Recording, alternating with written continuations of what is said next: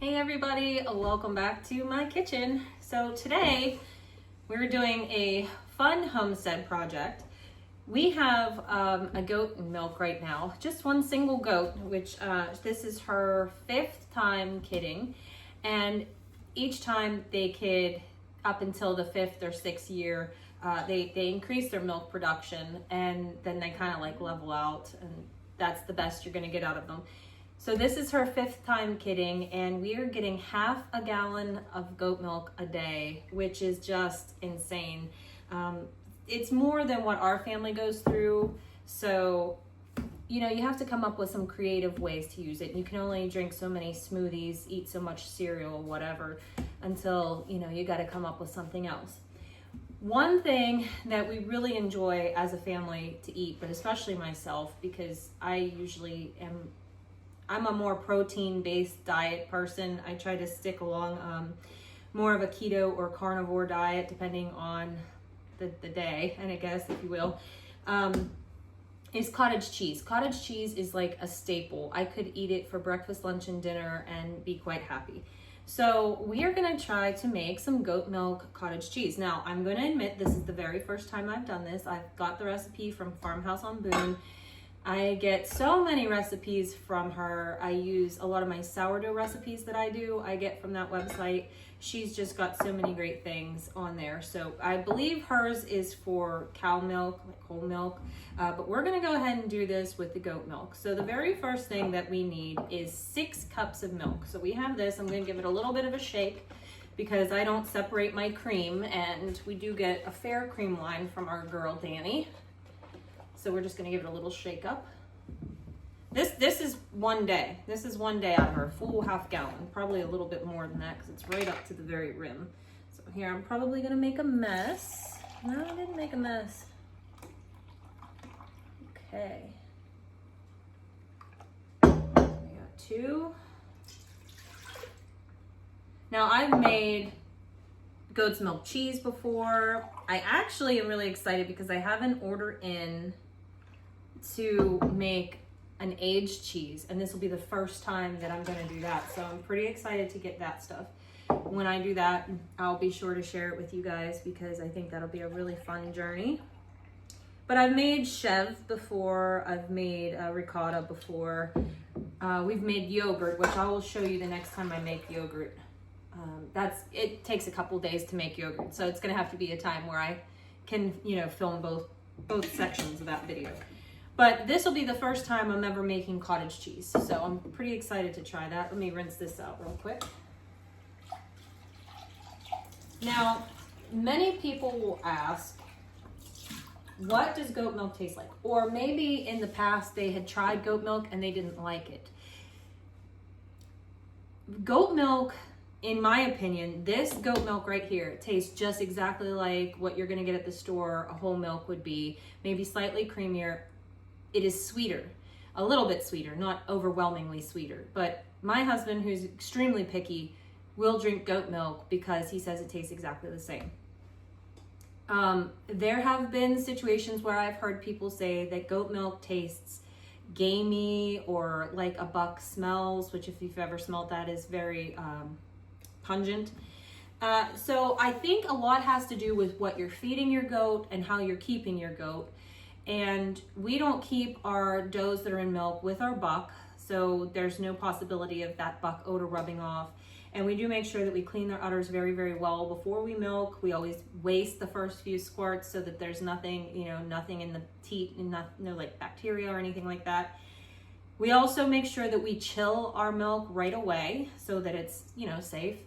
And I think the biggest thing though is their diet. And our goats that are in milk always get a little bit of a sweet feed just to give them extra nutrition, but mostly what they get is alfalfa. And alfalfa, I think, really lends that sweetness to the milk. So if you've ever heard that goat milk doesn't taste good, I urge you to try a different source because it really is wonderful. And goat milk is actually the only milk that any species on the planet can digest.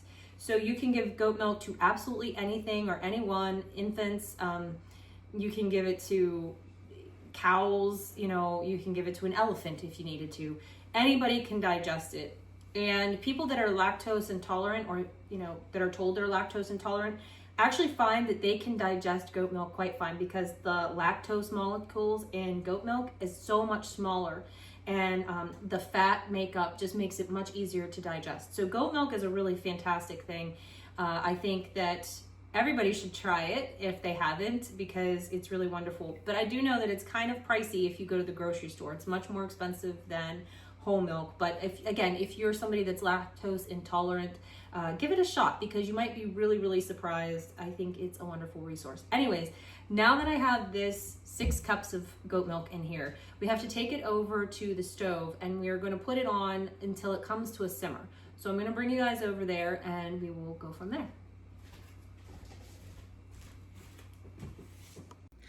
So at this point, it's really good time to make a cup of tea or whatever. I already have mine. But what you want to do is not really walk very far from the stove, because you're going to put this on. You want to bring it up to approximately 185, but basically a simmer. So anytime you're heating up milk, it can very easily, you know, burn to the bottom of the pan. So you just want to be here to give her a little whisk once in a while. So you don't really want to stray from the stove. What we're going to add to this once it starts to simmer is 1/3 cup of white vinegar, which I have right here, and a teaspoon of salt, which I have right here. It's kosher salt. And we're going to add that as soon as it comes to a simmer, and it'll come about pretty quick. It's not going to take much time at all. So that's why you don't want to walk away. Fun fact, this pot right here was given to me by my Grammy, and there's a couple other that match it. This pot was made in our steel mill right downtown, which isn't there anymore. But back in the day, they used to make the copper bottomed stainless steel pots, and that's where this one came from. So that's kind of cool. Our little town of Leechburg was a big steel town back in the day. I remember the steel mill being around when I was little. I remember the sound of the whistle when people would get off for lunch or get off for the day. And, you know, I remember the parking lot full, and it's just kind of sad that it's not there anymore.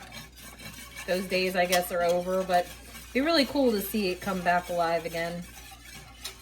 But at least I have a pot to remember it by. It's kind of neat. But we are almost there. See how it's starting to get some bubbles to it? I don't know if you can really see or not. I'm trying to move you a bit closer. There we go. You can see how it's starting to get bubbly. As soon as it just barely starts to simmer, we're going to go ahead and add our vinegar. Oop, there we go. Add our vinegar and add our salt, and then remove it from the heat. Put down my tea so I can hold this before it doesn't spin on my stove here.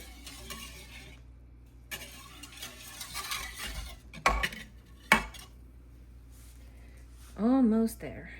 Now I do have a thermometer. I can measure the temperature. I don't think this particular recipe is super exact. Some of them, like when I make my chev, you have to bring it to a certain temperature. I can't really go over it, so I think it's 95 degrees or whatever. And I always like misjudge how much time it's going to take to get there. It really takes no time at all to get to 95 degrees. And almost every time I make it, I end up having to let it sit until it comes back down. It's just that you don't want to add, for things like that, you don't want to add your cheese culture until it's at that temperature, because it will kill the culture if you do. So that's the reason for that. It's just like if you're making wine or bread, you know, you have a yeast, and you don't want the yeast to die. Okay, so we're nice and frothy here, and I think we're just about at a simmer. So we're going to go ahead and add our vinegar. And we're going to add a teaspoon of salt. And I'm going to give that a wee whisk. And we're going to take it right off the heat.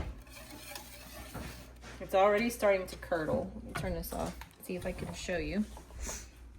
It's already starting to get a little funny looking, and I can feel it thickening up. Can you see the curds starting on the whisk?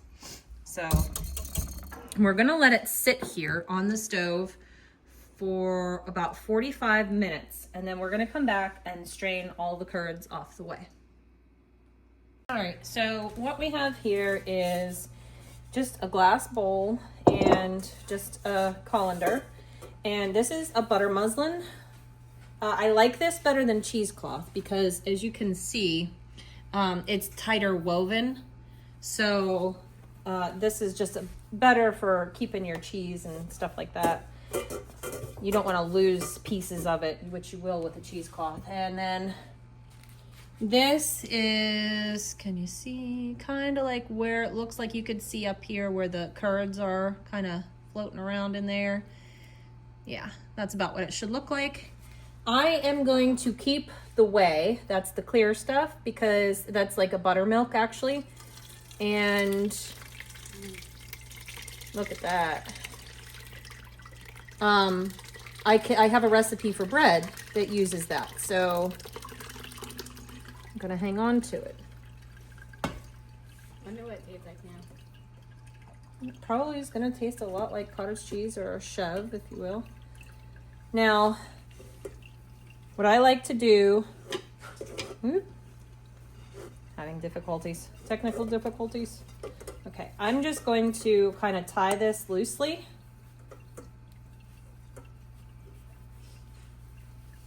We're not gonna get very much cottage cheese out of this, I can tell you right now. And I will just hang it here. Well, you can always take more, you have a lot. Yeah, I have a lot of milk, so we can always double, triple, whatever this recipe if we need to. I just hang it right like so, okay? And it's gonna sit there and it's gonna hang for, I don't know, half hour, 45 minutes till it stops draining. If I was making chev, it would hang overnight. I am making cottage cheese, so your moisture, you want moisture in it anyways. So you're just gonna let that sit for a little while till it stops draining, and then we'll be back to check in. When it's done, this buttermilk I will keep because, like I said, I'm gonna make bread with that. I have a recipe for a bread using buttermilk, and it is absolutely delicious. It's a sandwich bread. Maybe I will just go ahead and make that a video for you guys too, so that you can utilize what you got here. Okay. So I will go ahead and make the recipe for this bread using the buttermilk. I will go ahead and do that. I'll probably just do it now and you'll see it tomorrow. But the whole point of a homestead kitchen is making the most out of what you have. So why would I throw a perfectly good ingredient away? Most people would look at that as a byproduct, as just waste or garbage. But this is perfectly usable, and it's gonna be about the perfect temperature to go ahead and make bread. So I guess I'll just go ahead and do that. But yeah, that's, you know, the biggest part of a homestead kitchen that I think is overlooked is using every little bit of something, you know. So we're not going to throw away the bones of a rotisserie chicken when we're done with it. We're gonna make stock out of that. You know, just things like that. And that's the part that I really wanna send home to you guys, is what you might think is garbage is actually useful. So we're gonna go ahead and do that. I'll post that video for you guys probably tomorrow or the next day. But in the meantime, we're gonna let this drain off and I'll catch back up with you for the next step. All right, we're back. It's been a little bit, and we're gonna open this up and take a look at our curds and put them into a container. I just have this plastic container. I mean, I prefer glass, but this is what I have. So this is what it's going in. And then we're gonna put these curds in the refrigerator for about 2 hours so that they chill. Let's take a look at what we have here. It's gonna be kind of difficult for me to kind of show you. It's still a little drippy. But hold on, let me move this and go. It kind of just looks like a glob of not much of anything right now. But once we get it chilled, it's really going to break up nice. I want to make sure I get as much off of this butter muslin as possible. Okay. Yeah, I'll show you as I'm taking it off. Can you see the curds? So this really worked out quite nicely. I let it hang for about half an hour. If you wanted it drier, you could let it hang longer. Now, my husband is Polish, and he tells me about his mother making pierogies, and one of his favorite fillings was called, was a dry cottage cheese, which go to the grocery store and try to find that now. You're not going to. At this point, if you just chilled this and broke up the curds, you would have what you would consider a dry cottage cheese. You can use this kind of like a ricotta or anything like that, but we are going to chill it, then break it up and add milk to it. Cream is preferable, but we're going to just add some more of the goat milk to it because it has the cream in. So we'll be back in 2 hours to see how this turned out. All right, we are back with the cottage cheese. So we are just gonna open this up. It's been in the fridge for a couple hours. And maybe we're gonna open it up. It might be locked in there forever. So this is what this looks like right now. And we're just gently going to break up the curds. You don't wanna like go to town mixing it up or anything like that, but we're just gently breaking it up. And I'll show you what it looks like as I get it broken up here. Just kind of fluffing it more or less. Now this is gonna be more like your fine curd cottage cheese. It's not gonna be like the big curds.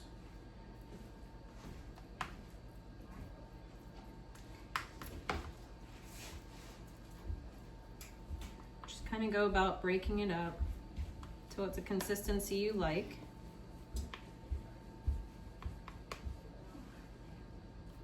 And I'll be honest with you, before I put it into the fridge while it was still warm, a couple of the curds fell off the cheese or the butter linen, and I tried it, and oh my gosh, was it so good. So now we have it into like a, can you see that? Crumbly, almost like a feta consistency. And now you're just gonna add, the recipe calls for cream. I'm just using a little bit more goat's milk, so this is a 1/4 cup. And we're just gonna mix that up. And me and Harley have our spoons here, so we're gonna give it a real time taste test. Oh my gosh, this looks so good. Mm-hmm. This really looks good. I'm gonna show you what it looks like. That's the cottage cheese. Now you could add as much or as little of the milk or cream as you want to make it the consistency that you like. I don't love my cottage cheese to be super runny. I like it to be a little bit on the thicker side, but cheers. Oh my gosh. It's sweet. It's fluffy. I think it could use a little bit more salt. Yeah, maybe. That is good. It's not anything like store-bought. There we go. Let's try that. Mm-hmm. Oh yeah, that's it. Guys, I don't think I need to buy cottage cheese anymore because I think this is... Until Danny stops. Yeah, but hopefully we'll, with our breeding program, we'll always have a goat milk. This is so much better. It just tastes more fresh, I think, if you will. It's really, really good. It's more rich. Definitely try this. If you can get your hands on some raw milk, some dairies sell raw milk. If you have your own goat, try it. If you have your own cow, try it. If you don't, just go get some whole milk and some heavy cream from the grocery store. Still try it. I think you'll really, really enjoy it. So I hope you love this video. Again, the recipe is on Farmhouse on Boone. I altered it a little bit, so I'll add what I did in the comments down below. Please let me know if you try this. And again, guys, hope you have a great day. Thanks for joining us in the kitchen. Bye. Bye.